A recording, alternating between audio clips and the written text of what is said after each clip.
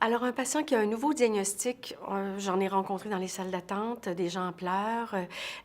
J'ai eu des téléphones du bouche à oreille qui disent: «Hey, France, elle a eu un mélanome, alors j'ai pas le goût de leur faire la morale, j'ai le goût de leur dire: «Écoute, on peut pas retourner en arrière, ce qui est fait est fait.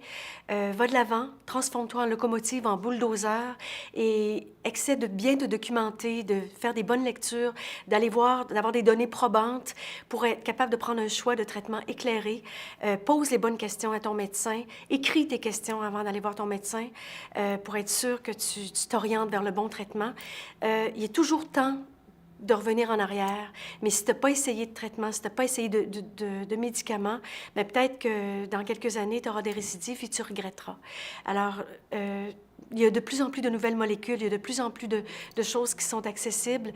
Alors, en ayant les bonnes informations et un bon suivi, une bonne équipe multidisciplinaire, souvent, maintenant, dans les cas de cancer, il y a des équipes avec une infirmière pivot, des nutritionnistes, les infirmières qui te donnent tes traitements, le psychiatre. Il y a plein de monde qui sont dans les équipes qui peuvent te venir en aide et demande, ne pas se gêner pour demander et pas avoir peur. Des fois, on se voit une petite trace, puis on se dit, oh, j'irai tout à coup que c'est un cancer. Puis des fois, la peur nous empêche de consulter rapidement.